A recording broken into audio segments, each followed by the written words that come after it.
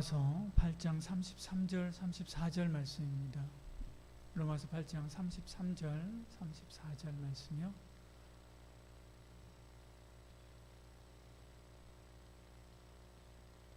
같이 읽겠습니다.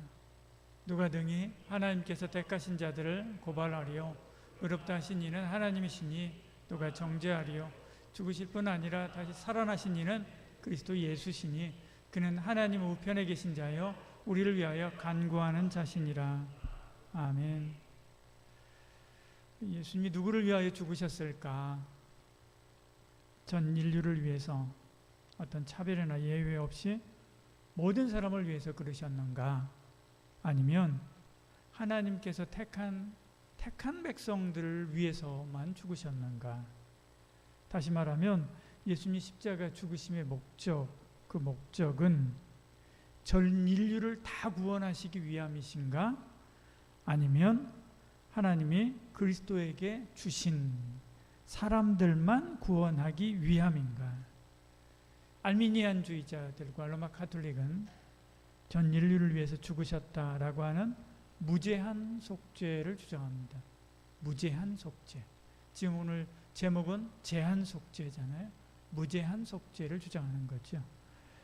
예수님의 속죄는 우주적이고 보편적이며 만민을 위해서 죽으셨다라고 하는 주장입니다. 물론 하나님은 사랑이 많으시기 때문에 지구상의 모든 인류가 한 사람도 빠짐없이 궁극적으로 구원받기 위하고 원하시지요. 만일 얼마만 그 중에 얼마만 구원받게 된다면 그리스도의 그 보배로운 피 보혈이 아깝지 않습니까? 이것이 그들의 주장인 겁니다. 이게 알메니안주의자들과 로마 카톨릭의 주장인 거죠. 우리도 심정적으로 그 말이 맞는 것처럼 그렇게 느껴집니다. 근데 우리는 제한 속죄, 다시 말하면 택한 자를 위하여 죽으셨다라고 주장하죠. 왜 그런가? 논리적으로도 일단 그렇습니다. 우리는 앞서 지금 우리 계속 이것에 관한 주제 칼빈의 5가지 교리를 지금 계속 함께 나누고 있는 것입니다. 지금 3번째 교리를 하고 있는 중인데요. 하나님의 일방적이고 무조건적인 선택, 그 선택에 의해서 우리가 구원받았다라고 하는 말씀들을 계속 나누었습니다. 그리고 배웠습니다. 무조건적 선택, 하나님이 무조건 우리에게 어떤 조건이 있는 것이 아니라 하나님께서 무조건 선택을 해서 우리가 구원받았다라고 하는 말씀들을 배웠죠. 우리의 구원은 무조건적 선택 교리의 결과 주어진 특별한 구속, 그런 구속인 거죠. 모두가 아니라 일부를 선택해서 구원하시기로 작정했다는 거죠. 일부를 선택해서, 선택이라고 하는 것은 일부잖아요. 선택해서 구원하시기로 작정하셨다고 한다면 예수님의 구원 사역이 전 인류를 위해서 전 인류에게 동일하게 미치는 것이라고 할 수가 없는 거죠. 만약에 그렇다면 모순이 되는 것입니다.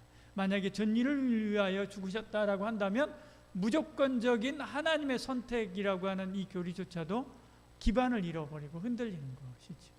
왜? 선택이 아니니까요. 모두를 위해서 한 것이기 때문에 그렇습니다. 로마서 8장 33절 이렇게 말씀하죠. 33절 44절이요. 누가 등이 하나님께서 택하신 자들을 고발하리요. 뭐라고 이야기합니까? 택한 자들이 있다 이야기하죠. 택한 자들을 고발하리요. 그렇게 말씀합니다. 택한 자들을 위해서 죽으셨을 뿐만 아니라 다시 살아나셨다라고 이렇게 말씀하고 있는 것을 보죠. 그러니까 누가 그들을 다시 정죄하겠느냐라고 이야기하는 것입니다. 그들이 누굽니까? 택한 자들을 말하는 거죠. 누군가를 선택했다면 구원이 선택받은 사람으로 제한되는 것, 이것은 당연한 논리인 것입니다. 성경 신학적으로 보아도 그렇습니다. 성경을 여러 군데를 보면 이렇습니다. 마태복음 1장 21절 이렇게 말씀하죠. 같이 읽어볼까요? 아들을 낳으리니 이름을 예수라 하라. 이는 그가 자기 백성을 그들의 죄에서 구원할 자이심이라 하니라. 아들을 낳아 예수라 하는데 그가 곧 예수님이 자기 백성을죠. 자기 백성을 그들의 죄에서 구원하신다 이렇게 말씀합니다. 자기 백성이라고 구별해 놨지 않습니까? 자기 백성이 아닌 사람들이 있다는 거죠. 예수님을 통한 구원은 자기 백성, 선택된 백성, 제한된 그런 인원에게 주어질 것을 분명하게 말씀하고 있는 것을 보죠.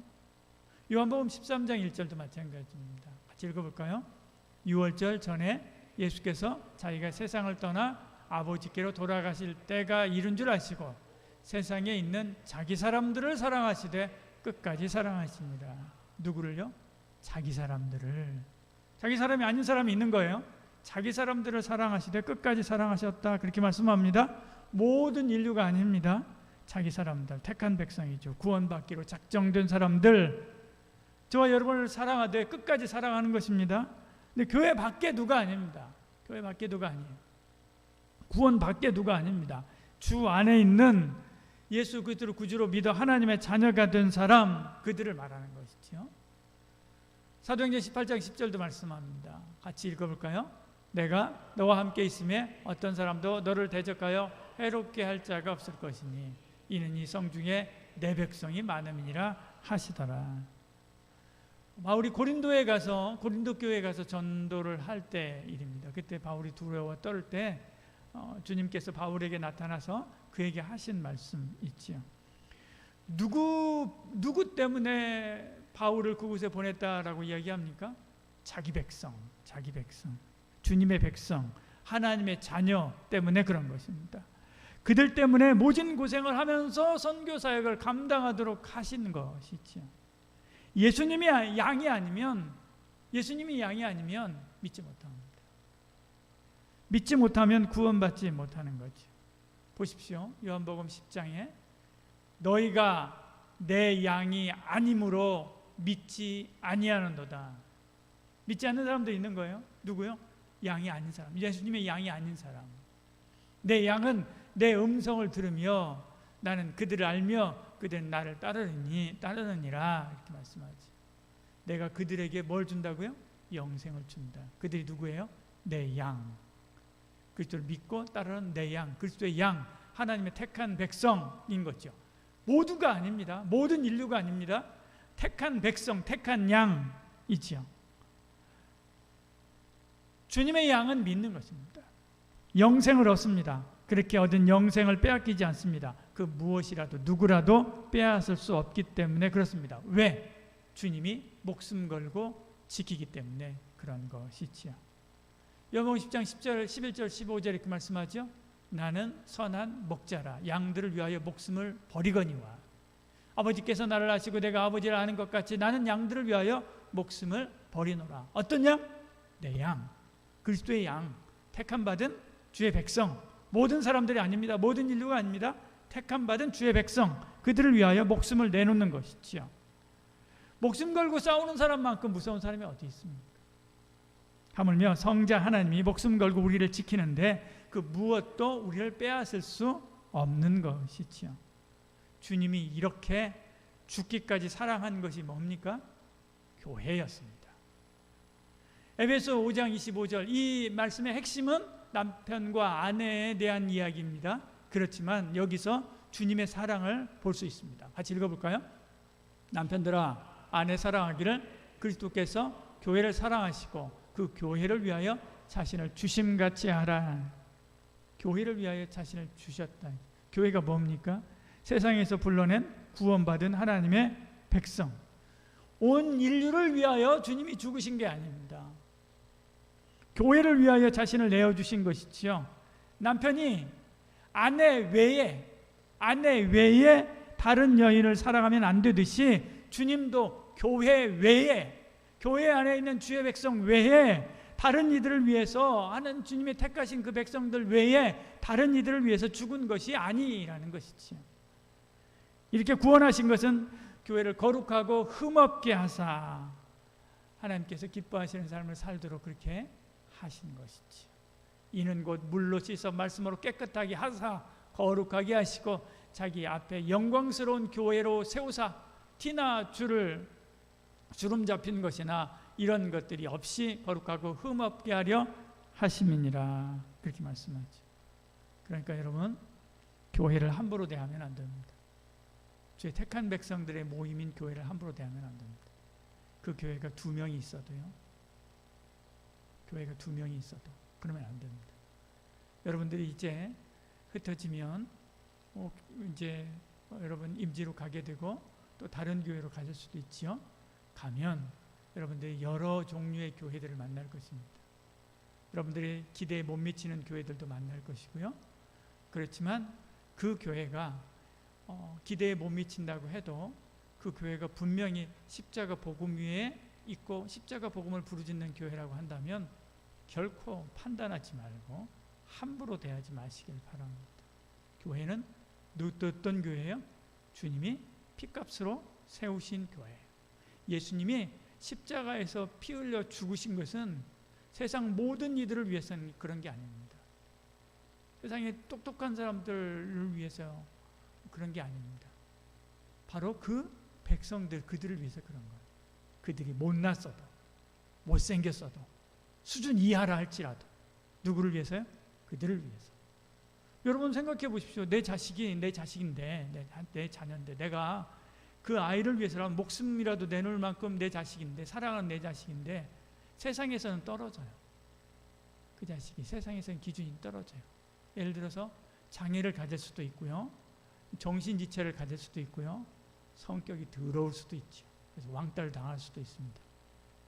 그렇지만 부모는 그 자식이 누구보다도 사랑해요. 그리고 그 자식을 위해서라면 내 생을 다 드리는 거죠. 특히나 여러분 장애 아우를 가진 이들 있지 않습니까? 평생 그 아이가요, 우리 정신지체를 가지고 있는 분 한번 생각해 보십시오. IQ가 50이에요. 부모한테 고맙다는 말 한마디도 할 줄 몰라요. 그런데 언제까지 그 아이를 죽기까지 사랑하면서 섬겨요? 자기 죽을 때까지. 그리고 죽고 나서도 어떻게 해요? 그 아이가 어떻게 될까, 어떻게 해야 되나 하고 걱정하면서 눈을 감지 못하는 거예요. 그게 바로 사랑인 거죠. 못난 교회라 할지라도, 못난 성도라 할지라도 주님 편에서 봤을 때는 어때요? 가장 보배로운 내 자식인 거거든요. 그러니까 여러분, 교회를 함부로 대하면 안 되고 성도들을 함부로 대하면 결코 안 됩니다. 그들 수준 이하라 할지라도 그들을 주님을 대하는 마음 가지고 그렇게 섬기고 사랑하는 저와 여러분 되기를 소원합니다. 왜냐하면 그들을 위해서, 또 누구를 위해서? 나를 위해서 주님이 십자가에서 죽으셨기 때문에 그렇습니다. 또 하나, 이제 관점을 바꿔서 주님이 누구를 위해서 죽으셨다고요? 나를 위해서 죽으셨습니다. 내가 못날 때가 있지요. 내가 스스로 생각하기에 정말로 비참할 정도로 못날 때가 있고요, 부끄러워서 밖에 나가지 못할 때도 있고요, 어느 누구도 나를 사랑하지 않는 것 같이 이렇게 느껴질 때도 있습니다. 그렇게 내 자존감이 밑바닥을 치고 있을 그때 있습니다. 그러나 그때도 주님은 어떻게 해요? 나를 사랑하시고, 그리고 그 상태보다도 더 밑바닥이었을 그때 로마서 5장 8절 말씀처럼 주님이 날 위하여 십자가에서 죽으셨습니다. 그 십자가의 복음을 붙잡는 은혜가 있기를 소원합니다. 그리고 그 말씀을 마음속에 꽉 간직하십시오. 그러면 내 마음속에 들어온 그 십자가 나무가 무성하게 자라게 될 것입니다. 그리고 여러분의 영혼들을 살리고요, 그리고 다시금 일어나게 하는 힘 있는 그런 말씀이 될 줄 여러분 믿으시기를 바랍니다. 십자가의 주님이 누굴 위해서? 다른 사람이 아니에요. 나를 위하여 죽으셨다라고 하는 것을 날마다 잊지 말고요, 그 주님께 감사하며 한 주간 보내는 저와 여러분 되기를 소원합니다. 특별히 요즘에 지금 계속 우리 이 시간에 하려고 했었던 거, 용어에 대한 이야기, 계속 교회에서 쓰는 용어에 대한 이야기, 이 시간에 이제 지식에 대한 이야기들 계속 하고 있는데요, 몇 가지만 간략하게 나누고 마치겠습니다. 대배라고 하는 용어를 우리가 많이 쓰죠. 대배. 우리가 흔히 쓰는 주일 대배 용어를 씁니다. 대부분 어떤 예배예요? 주일 오전 11시 예배를 대배라고 그렇게 이야기하죠. 교회가 주일에 메인으로 예배를, 메인이라고 생각하는 예배, 그 예배를 우리는 주로 대배 그렇게 표현합니다. 근데 주일 오전 11시가 대예배라고 표현하는 그 예배, 메인 예배로 자리를 잡은 것은 농사 짓는 분들 혹은 소나 양을 치는 분들이 가서 아침에 가서 일하고, 그리고 소 젖자고 양 젖자고 먹이 주고 그리고 교회에 와가지고 편안하게 예배드리고 점심 같이 먹고 교제하기가 제일 좋은 시간이 11시이기 때문에 그런 거예요. 그래서 11시에 모였는데 그것이 이제 보편화된 거죠. 그리고 보편화된 그 문화가 우리에게도 들어온 거고요. 그래서 11시 하면 그냥 대배 그렇게 우리가 생각합니다. 근데 지금은 이제 생활 패턴이 많이 바뀌었잖아요. 그 시대하고 지금하고 생활 패턴이 달라졌습니다. 그래서 지금은 이제 10시 반 예배로 하는 경우도 많고요. 그리고 예배가 여러 예배로 많이 예배 차수가 늘어나는, 우리도 지금 3부 예배 드리고 있지 않습니까? 늘어나는 교회들이 점점점 늘어나게 됩니다. 그래서 대배라고 하는 그런 개념 자체가 사실은 희박해져요. 그래도 우리는 뭘 써요? 11시 예배를 대배, 우리가 그렇게 잘 표현합니다. 그러나 이것도 지양해야 합니다. 대배라고 하는 말은 소예배라고 하는 말도요, 반면에 포함하고 있는 거거든요. 우리가 11시 예배만 중요하게 생각하고요, 나머지 예배들은 소홀하게 생각할 수 있다는 것입니다. 그러니까 대배라고 하는 표현보다는 그냥 2부 예배 혹은 11시 예배 이런 식으로 표현하는 게 훨씬 낫습니다. 그렇지 않으면 우리는 그 예배만 딱 한 번 드리고 그리고 그것으로 모든 것을 다 끝냈다고 생각하고 그 예배만 중요하게 여기고 나머지 예배는 굉장히 소홀히 할 수 있기 때문에 그렇습니다. 예배는 대예배, 소예배 없습니다. 모든 예배가 하나님께 드려지는 예배거든요. 모든 예배가 신령과 진정으로 드려야 되는 예배이기 때문에 그렇습니다. 또 하나, 우리가 당신이라고 하는 용어, 특별히 기도할 때 당신이라는 용어 많이 쓰고요. 그 다음에 설교할 때 당신이라고 하는 용어를 쓰곤 합니다. 우리 교우들 가운데도 그런 용어를 쓰는 분들이 가끔씩 있습니다. 당신이라고 하는 표현은 둘이서 같이 이야기를 할 때 하우체입니다. 당신이 말이야 이러면 돼, 이렇게 이야기할 때 당신이라고 하는 말을 쓰잖아요. 한번 생각해 보십시오. 기도하는 자리에서 기도는 누구하고 같이 있는 겁니까? 하나님하고 같이 있는 거지. 하나님께 이야기하는 겁니다. 근데 하나님께 당신 이거 해주소 그렇게 이야기하는 것과 같은 거거든요. 기도에서 당신이라고 하는 표현 안 됩니다. 특히나 기도에서는 안 되고요. 설교도 마찬가지입니다. 설교는 예배 자리에서 하나님이 임재하는 예배 자리에서 하는 거지 않습니까? 근데 당신이라고 한다면, 하나님이 계신 자리에서 당신이라고 한다면 그것은 안 되는 거죠. 똑같은 것입니다. 근데 당신이라고 하는 용어가 당신이 안 계실 때, 할아버지가 안 계시는데 다른 사람들 앞에, 다른 이제 가족들 앞에서 당신께서 이렇게 원하시는데 그럼 어떻게 해? 그렇게 해야지라고 할 때는 극존칭으로 쓰는 거죠. 그럴 때는 당신이라고 하는 표현을 써도 됩니다. 이제 언어들이 많이 이제 바뀝니다. 그렇게 바뀌어서 의미도 약간 바뀌고 용례도 약간씩 바뀌어가서 현대 쓰는 법에 따라서 바뀌어가는데, 당신이라고 하는 용어의 의미조차도 약간씩 바뀌어가는 것 같아요. 지금 제가 주장하고 이야기하는 것은 조금 옛날 방식이긴 합니다. 그렇지만 역시 조심해서 써야 된다라고 하는 것을 기억하고요.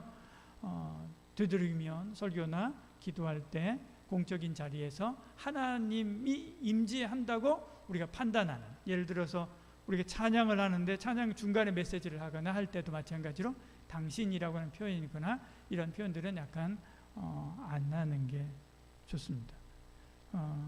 안 해야 되지. 기도 이야기가 나와서 그런데, 조금 전에 우리 수민 형제가 기도했는데, 수민 형제가 기도한 이 기도의 포맷을 이야기하는 겁니다. 포맷이 예표입니다. 이게 딱 예표입니다. 여러분 이 기도를 여러분 기억하십시오. 이렇게 공예배 기도는 이렇게 해야 돼요.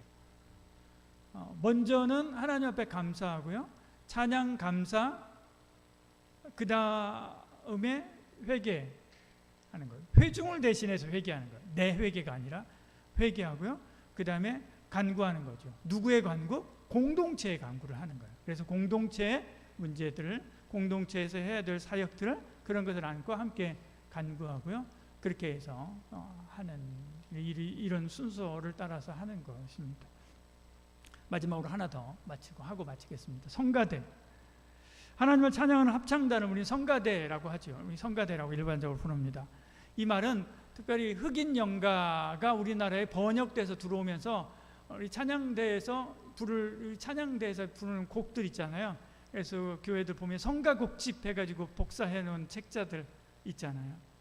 그 흑인 연가에서 들어왔던 우리 찬양집들, 그것이 출판사에서 들어올 때 성가곡집이라고 해서 들어옵니다. 그래서 성가대라고 불리게 된 거예요. 거기다가 하나 더 일본식 발음 있죠. 일본 사람들이 발음하는 성가대, 세이카다이라고 하는 이 말이 우리나라에 그냥 번역해서 들어오면서 그리고 성가곡집, 출판사에서 나온 성가곡집이 유행하면서 이 두 개가 딱 물렸습니다. 원래 우리나라에 들어올 때는 찬양단으로 들어왔습니다. 찬양대, 찬양단으로 들어왔습니다. 그런데 이것이 나중에 바뀌어서 유행을 타면서 성가대로 명칭이 바뀌어간 거예요. 성가대는 의미상 뭐냐면 곡을 높이는 것입니다. 거룩한 노래가 되는 거예요. 그래서 여러분 검색해 보면 알겠지만 불교도 성가곡집이 있습니다. 불교 성가곡집, 불교 자체에서 하는. 근데 찬양은 그렇지 않죠. 찬양은 하나님을 찬양하는 거고 하나님을 높이는 것입니다. 그래서 성가대라고 하는 말을 쓰지 말고, 용어를 쓰지 말고 찬양대라고 하는 용어를 쓰자라고 하는 운동들이 벌써 벌어진 지가 꽤나 오래됐음에도 불구하고 여전히 계속해서 습관적으로 그들을 씁니다. 그렇지만 우리가 그것을 알고 있어야 돼요. 그렇다고 해서 그 교회 가는데 거기는 성가대라고 한다고 해서 정지하거나 할 건 없고요. 그냥 우리가 알고 있으면 돼요. 그리고 여러분들이 그 명칭을 정할 계기가 되거든. 이유를 알고 찬양대라고 표현을 하고, 그리고 왜 그렇게 해야 되는가도 설명을 하고 그렇게 하면 좋겠습니다. 오늘 이 세 가지 함께 같이 나눴습니다. 주님이 여러분을 사랑하십니다. 저를 사랑하십니다. 죽기까지 사랑하셨고 저와 여러분을 위해서 피 흘리시고 그리고 살찌져 죽으셨습니다. 다른 사람이 아니라 누구요? 나를 위해서. 그것만 생각하면 정말 감사한 일이죠. 온 세상에 모든 사람들이 다 죽었습니다. 아무도 없습니다. 못난 나 혼자 남았습니다. 그래도 주님은 그 나를 위해서 십자가 지러 오실까요? 오시지요. 죽으십니다. 그게 주님의 사랑인 거지. 기도하겠습니다. 사랑이 많으신 우리 하나님, 우리 가운데 함께 하시고 은혜 베풀어 주시사 날 위하여 십자가에서 죽으시고 다시 사신 주님, 그 주님의 사랑에 의지하여 한 주간 살기를 원합니다. 힘 주시고 은혜 주시고 그 사랑 충만케 내 속에 심령에 부어 주시옵소서. 그리고 십자가의 은혜의 말씀이 내 마음속에 무성하게 자라서 꽃을 피우고 열매를 맺어 풍성하고 아름다운 복된 하나님께서 기뻐하시는 믿음의 삶을 사는 저희들 되게 하여 주시옵소서. 오늘도 귀한 예물 구별하여 드립니다. 받으시고 천배 만배 더한 풍성한 것으로 채워주시고 특별히 지혜가 필요한 이들에게 넘치는 지혜 부어 주시어서 앞날을 활짝 열어가게 하여 주시옵소서. 이젠 예수 그리스도의 은혜와 하나님의 사랑과 성령의 위로 고통 충만하신 놀라운 역사가 주의 사랑에 힘입어 한 주간도 승리하기를 소원하는 이 자리에 참여한 모든 성도들 머리 위에 지금부터 영원히 함께 하실지어다. 아멘.